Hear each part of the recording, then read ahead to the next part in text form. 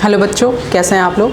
एडुरीड classes के इस YouTube platform पे आप सभी का स्वागत है। मैं दिव्यांशी, आपकी मैम, आप सभी का स्वागत करती हूँ इस वन वर्ड सब्स्टिट्यूशन के दूसरे सीरीज़ में। ठीक है बेटा, जो इंग्लिश सब्जेक्ट है आपका वो अथाह सागर है।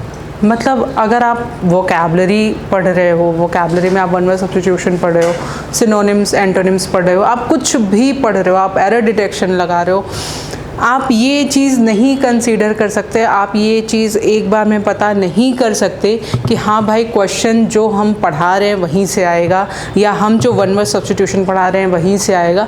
आप नहीं उसका कोई गेस नहीं कर सकते आप। हाँ, हम ये कर सकते हैं कि भाई जो प्रीवियस ईयर पेपर हम लगा रहे हैं उससे हमें एक अंदाज़ा मिल जाता है कि हाँ इस तरीके के क्वेश्चंस आ सकते हैं, ये वर्ड आ सकता है। ठीक है, देखो एसएससी बहुत चालाक है। एसएससी क्या चालाक है, एसएससी क्या करता है कि जो आजकल चीज़ें कॉमन, वो चाहे सिर्फ एसएससी की बात ना करो, हम किसी भी कॉम्पिटिटिव लेवल की तैयारी कर रहे हैं, जो भी कॉम्पिटिटिव जो भी ऑर्गेनाइजेशन है वो ऑर्गेनाइजेशन देखती है कि बच्चा किस तरीके से तैयार है, बच्चे की तैयारी कैसी है, क्या वो अपना एफर्ट दे पा रहा है इस तैयारी में या नहीं दे पा रहा है। बहुत सारे लाखों बच्चे होते हैं वो तैयारी करने के लिए आते हैं, लेकिन उसमें से सिलेक्शन किसका होता है, उन्हीं लोगों का होता है जो कि सटीक तैयारी कर रहे हैं। ठीक है, हमें किसी भी चीज़ में डिग्री हासिल नहीं करनी है यहाँ पे कि हमें एसएससी की डिग्री मिल जाएगी, नहीं, आपको डिग्री नहीं लेनी है, आपको नौकरी लेनी है। और नौकरी आप तभी ले सकते हो कि जब आप उस स्ट्रैटेजी के साथ तैयारी करो। आप क्या पढ़ रहे हो, कितना पढ़ रहे हो, कब पढ़ रहे हो, हर एक चीज़ इम्पॉर्टेंट होती है। ठीक है, गाइडेंस करने के लिए आपके टीचर्स यहाँ पर अवेलेबल हैं। ठीक है, मैं ये कहना चाहती हूँ बच्चों से, बच्चे भटक जाते हैं, बच्चों के क्वेश्चंस आते हैं कि मैम मैं तैयारी कैसे करूँ, क्या करूँ। कई बच्चे 2 साल से तैयारी कर रहे हैं लेकिन उनको ये नहीं पता कि कैसे करनी है तैयारी, कुछ भी मिल रहा है वो पढ़ रहे हैं। जीएस के लिए मुझसे पूछा जा रहा है लूसेंट पढ़ लूँ। भाई तुम पढ़ लो, तुमको जिससे पढ़ना है पढ़ो, पढ़ना अच्छी बात है, लेकिन आप ये बताओ ना कि आप क्या किस डायरेक्शन में पढ़ रहे हो, वो क्या आप वो चीज़ें पढ़ रहे हो जो कि आपके एग्ज़ाम के पॉइंट ऑफ व्यू से इम्पॉर्टेंट है। वो सबसे ज़्यादा इम्पॉर्टेंट होता है कि आप वो चीज़ पढ़िए जो आपके एग्ज़ाम के पॉइंट ऑफ व्यू से इम्पॉर्टेंट है। जैसे जैसे दिन बीत रहे हैं वैसे वैसे एक एक सेकंड में आपका कंपटीशन हाई होता जा रहा है, आपका कंपटीशन बढ़ता जा रहा है। अगर आपको ये लग रहा है कि 20 साल पहले 10 साल पहले जो क्वेश्चंस के ट्रेंड्स थे वो अभी भी हैं, तो आप गलत हैं। अगर कोई भी व्यक्ति अगर आपको ये बोल रहा है कि हाँ यही ट्रेंड में आ रहा है तो ये गलत है। ठीक है, ऐसा कुछ भी नहीं है। दिन प्रतिदिन आपका कंपटीशन हाई होता जा रहा है, आपके कॉम्पिटिटर्स बढ़ते जा रहे हैं, लोग जो तैयारी कर रहे हैं, जो इफ़ेक्टिवनेस है और एफिशिएंसी है वो दोनों ही इंक्रीज़ हो रही है। सिर्फ उन बच्चों का सिलेक्शन नहीं हो रहा है जो कि तैयारी मन से नहीं कर रहे हैं। आप अपने दिल पे हाथ रख करके कहिएगा कि आप कितनी तैयारी कर रहे हो, आप कितने घंटे पढ़ते हो। अगर कोई भी बच्चा 9 से 10 घंटे पढ़ रहा है तैयारी के लिए, कंपटीशन की तैयारी के लिए 9 से 10 घंटे मन से पढ़ रहा है, मॉक टेस्ट टाइम से दे रहा है, मॉक टेस्ट का एनालिसिस टाइम से कर रहा है, तो मैं नहीं मान सकती कि भाई उसका नहीं हो सकता। लक 1% काम करता है, लेकिन वो भी उसी का करता है जो कि 99% मेहनत करता है। तो आपको मेहनत करनी है, उसके बाद लक आपका काम करेगा। ठीक है, सिर्फ लक काम नहीं करता। जो हम AIR 1 देखते हैं, AIR 2 देखते हैं, वो रैंक होल्डर्स कैसे बने हैं, वो मेहनत करके बने हैं, एक दिन में नहीं बने हैं। तो उसी तरीके से आपको भी अपनी तैयारी करनी है। हम रैंक का अगर नहीं भी सोच रहे, एटलीस्ट हमको ये पता है ना जितनी वैकेंसी निकलेगी हमको उसमें से एक सीट मेरी है, हमको उसमें से एक सीट लेनी है। ठीक है, तो यही सोच के हमको तैयारी करनी है। बाकी किसी भी गाइडेंस की ज़रूरत हो तो मैं यहाँ पर अवेलेबल हूँ, अदर टीचर्स भी अवेलेबल हैं, आप यहाँ पर अपने क्वेश्चंस पूछ सकते हैं। ठीक है, अगर ये वीडियो इसी वीडियो में मैं आपको एक चीज़ और बताना चाह रही हूँ बच्चों को कि हमने कॉमर्स की भी क्लासेस शुरू की हैं, कॉमर्स और साइंस की एकेडमिक क्लासेस शुरू की हैं 11th-12th के बच्चों के लिए। तो जो बच्चे कॉमर्स पढ़ने में इंटरेस्टेड हैं या जिनके भाई बहन कॉमर्स पढ़ने में इंटरेस्टेड हो या फिर साइंस पढ़ने में इंटरेस्टेड हो, तो आप हमारी ऑनलाइन और ऑफलाइन क्लासेस भी ले सकते हैं। हमारी जो ऑफलाइन क्लासेस चलती है वो चलती हैं नोएडा सेक्टर 22 में, जहाँ पे आकर आप अपने आप को एनरोल करा सकते हो। ठीक है। आप YouTube पे हमारी कॉमर्स की भी वीडियोस देख सकते हैं जो कि अपलोड हो रही है, ठीक है। चलिए अब शुरू करते हैं हमारा आज का session, that is one word substitution, ठीक है। चलो, तो पहला क्वेश्चन अगर हम देख रहे हैं तो पहला क्वेश्चन है, a person who can endure pain और hardship without showing his feelings और कंप्लेनिंग। ऐसा पर्सन जो कि सुख और दुख में एक समान रहे। भाई सुख हो रहा है तो भी ठीक है, दुख है तो भी ठीक है, वो अपने एक्सप्रेशंस को शो नहीं करता कि मैं दुखी हूँ या मैं बहुत खुश हो गया हूँ, नहीं करता। ऐसे पर्सन को क्या कहते हैं? ऐसे पर्सन को कहते हैं स्टोइक। ऐसे पर्सन को क्या कहते हैं? ऐसे पर्सन को कहते हैं स्टोइक। स्टोइक मतलब जो कि सुख और दुख में एक समान हो, ठीक है। अच्छा, ये एक एज के बाद भाई आपको ये चीज़ फील होने लगेगी कि आपके साथ अच्छा हो रहा है, बुरा हो रहा है, आप उसमें बैलेंस बना के चलते हो। और अगर जो इंसान इस तरीके से बैलेंस बना के चल लेता है वो आगे चल के सक्सेसफुल ज़रूर होता है, ठीक है। चलो, स्टोइक हो गया। नेक्स्ट ऑप्शन है हमारा एग्नोस्टिक। एग्नोस्टिक मतलब क्या होता है? एग्नोस्टिक उस पर्सन को कहते हैं जो ईश्वर है नहीं है इस पर उस श्योर नहीं है, उसको ईश्वर के एग्जिस्टेंस से मतलब है ही नहीं, ईश्वर हो ना हो उसको कोई मतलब नहीं होता। तो ऐसे पर्सन को क्या कहते हैं? एग्नोस्टिक कहते हैं। नेक्स्ट हम अगर वर्ड देखें हैं, नेक्स्ट वर्ड है हमारा एस्थेटिक। एस्थेटिक मतलब क्या होता है? जिसको कि फिजिकल प्लेजर से कोई मतलब नहीं है। फिजिकल प्लेजर यानी कि सांसारिक मोह माया। साधु संत बन गए वो, ठीक है। उनको चाहे आप उनको कोल्ड ड्रिंक पिला दो तो भी उनके लिए बराबर है, उनको आप चाय दे दो तो भी बराबर है, उनको आप पानी दे दो तो भी बराबर है। सब चीज़ मतलब उनको अपनी कुछ प्लेजर के लिए कुछ उनको अपना नहीं स्पेंड करना है, ठीक है। ऐसे पर्सन को कहते हैं एस्थेटिक। नेक्स्ट वर्ड है हमारा पेंडेंट। पेंडेंट मतलब क्या होता है? पेंडेंट ऐसे पर्सन को कहते हैं जो कि जिसके पास बहुत ज़्यादा ज्ञान होता है, जिसके पास बहुत ज़्यादा ज्ञान होता है। ज्ञान किस सेंस का? किताबी नॉलेज। वो प्रैक्टिकल नॉलेज को कंसीडर नहीं करता। जो पेंडेंट होता है वो प्रैक्टिकल नॉलेज को कंसीडर नहीं करता, वो रूल्स एंड रेगुलेशंस को, किताबी नॉलेज को ज़्यादा कंसीडर करता है। यानी उसका प्रैक्टिकल अप्रोच कमज़ोर होता है। प्रैक्टिकल अप्रोच पे ध्यान देने के बजाय वो किताबी अप्रोच को ज़्यादा ध्यान देता है, ठीक है। पहला क्वेश्चन हमारा कंप्लीट हुआ। नेक्स्ट वर्ड है हमारा words written on tomb in the memory of the person who has died. यानी कि जब आप अगर आप जाओगे वहाँ पे, जब आप कब्रगाह में जाते हो, ठीक है, तो वहाँ पर आपको मिलता है जो कब्र बनी होती है, तो उस पर कुछ लिखा रहता है, पत्थर पे कुछ लिखा रहता है। तो वही पूछ रहा है कि उसको कहते क्या है? जो words written on a tomb in the memory of the person who has died, उसको कहते हैं बेटा एपिटाफ, ठीक है। एपिटाफ मतलब क्या होता है? जो टॉम्ब पे लिखा जाता है किसी भी पर्सन के मरणोपरांत, ठीक। अब इसमें बात करते हैं प्रोलॉग। प्रोलॉग क्या होता है? प्रोलॉग क्या होता है? प्रोलॉग मतलब, अब प्रोलॉग लिख लीजिए, अ पार्ट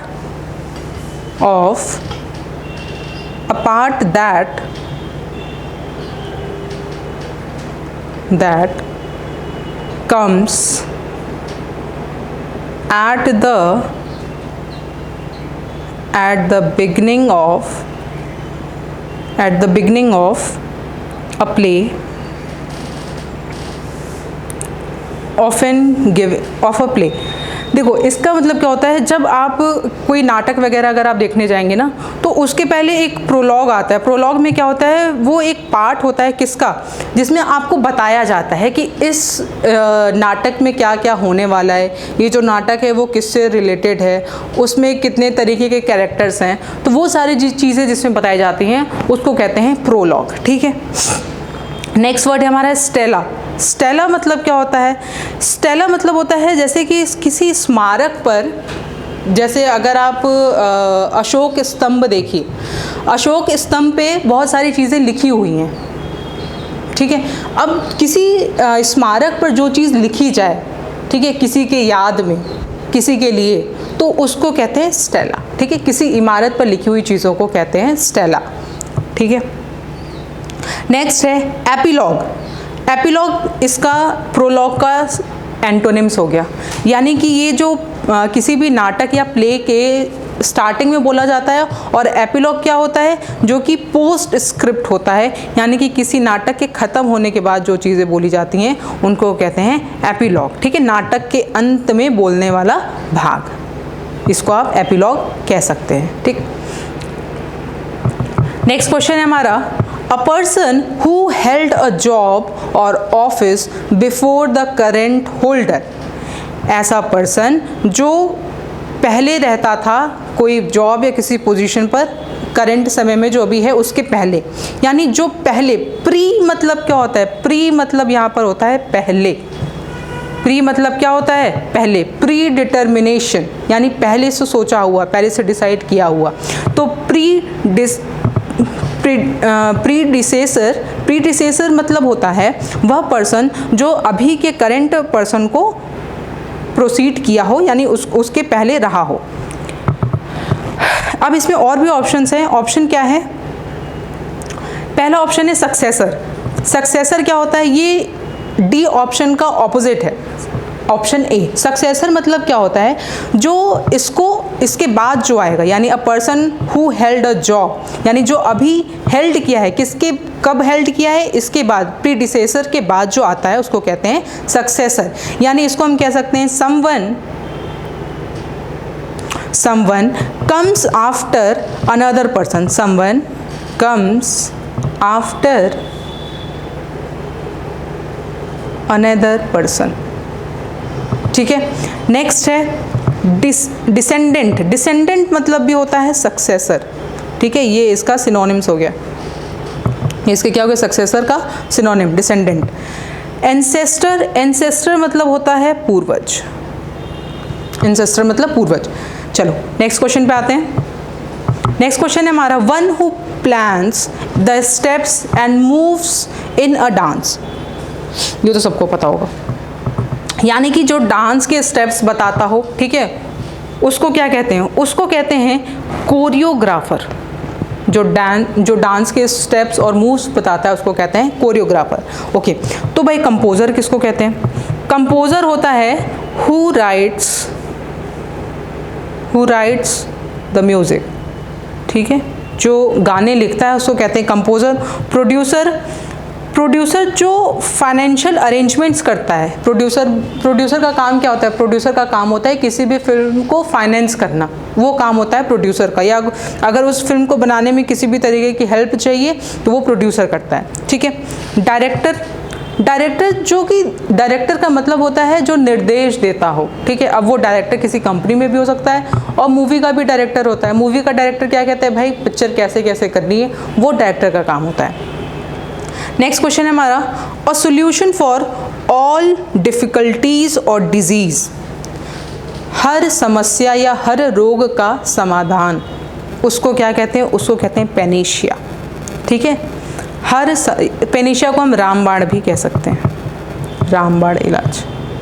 ठीक है, a solution for all difficulties और डिजीज़, यानी कि किसी भी डिफ़िकल्टी या किसी बीमारी का जो इलाज होता है उसको कहते हैं रामबाण। जैसे कि मान लीजिए अगर ज़ुकाम बहुत ज़्यादा है तो हम ज़ुकाम में क्या कहते हैं, भाई काढ़ा पियो। काढ़ा is what, panacea for panacea, मतलब कि रामबाण है किसके लिए, ज़ुकाम के लिए।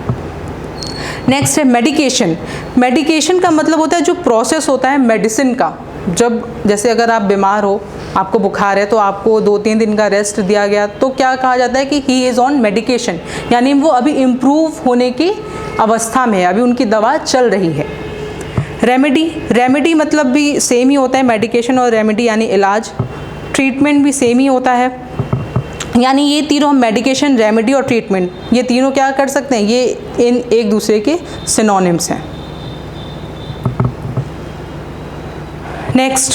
नेक्स्ट आया है हमारा क्वेश्चन, साउंड ऑफ हॉर्सेस। बेटा ये जितने भी वन वर्ड सब्स्टिट्यूशन है ये सारे एग्जाम्स से लिए गए हैं आपके। ठीक है, एक पर्टिकुलर पेपर से उठाया गया है और यहाँ पर कंपाइल किया गया है। तो साउंड ऑफ हॉर्सेस क्या कहते हैं, नी, NEIGH, नी। नी मतलब जो घोड़े जो आवाज़ निकालते हैं उनको कहते हैं ने। अच्छा, अब ग्रंट, ग्रंट किसको कहते हैं? साउंड ऑफ पिग, यानी सुअर जो आवाज़ निकालता है उसको कहते हैं ग्रंट। ठीक है, नेक्स्ट है हमारा स्क्वीक। देखा होगा आपने, जब बोट शिप जब समुद्र में रहती है तो आपने देखा होगा शिप की जो आवाज़ आती है, जो आवाज़ निकालती है, उसको कहते हैं स्क्वेक। स्क्वेक मतलब साउंड ऑफ बोट्स। नेक्स्ट है स्क्रीच। स्क्रीच मतलब होता है बहुत ही अनप्लीजेंट साउंड ऑफ समथिंग। ठीक है, loud sound, loud sound unpleasant to hear. ठीक है, ऐसा शोर जो सुनने में अच्छा न लगे। नेक्स्ट है वन हु लीव्स। लीव्स मतलब क्या होता है? लीव्स मतलब होता है छोड़ना। दो तरीके के होते हैं, एक LIVES होता है लीव्स, मतलब यहाँ इसका मतलब होता है रहना, और LEAVES का मतलब होता है छोड़ना। One who leaves his own country to settle in another, यानी कि जो अपनी कंट्री छोड़ के दूसरे कंट्री में चला जाए, उसको क्या कहते हैं? उसको कहते हैं एमिग्रेंट। ठीक है, उसको कहते हैं एमिग्रेंट। फॉरेनर, फॉरेनर मतलब जो दूसरे कंट्री से हमारे कंट्री में आता है उसको कहते हैं फॉरेनर। नेटिव, नेटिव मतलब होता है जो पर्सन जहाँ पे आपका निवास स्थान, आपसे पूछा जाता होगा कि आपका नेटिव प्लेस कहाँ है। नेटिव प्लेस का मतलब होता है जहाँ पे आपका जन्म हुआ हो। ठीक है, टूरिस्ट, टूरिस्ट मतलब होता है यात्री। चलो नेक्स्ट क्वेश्चन पे आते हैं। नेक्स्ट क्वेश्चन है हमारा incapable of paying debts. DEBTS, इसको कई बच्चे पढ़ते हैं डेब्ट्स। नो बेटा, ये गलत है।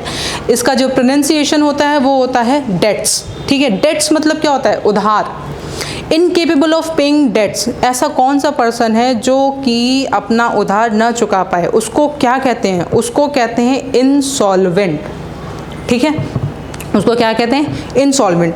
Person who is not able to pay his debts, उसको कहते हैं इंसॉल्वेंट। नेक्स्ट है एब्सोलीट। एब्सोलीट मतलब क्या होता है? जो आउटडेटेड हो गया हो। आउटडेटेड कह सकते हैं या ओल्ड फैशन्ड कह सकते हैं। ठीक है, ओल्ड फैशन्ड। नेक्स्ट वर्ड है हमारा करप्ट। करप्ट मतलब क्या होता है? करप्ट मतलब होता है डिसऑनेस्ट। ठीक है, एक्स्ट्रावेगेंट। एक्स्ट्रावेगेंट मतलब स्पेंड थ्रिफ्ट, जो बहुत ज़्यादा खर्चा करता हो। A long and aggressive speech. A long and aggressive speech को कहते हैं हरैंग। हरैंग मतलब क्या होता है? A long and aggressive speech.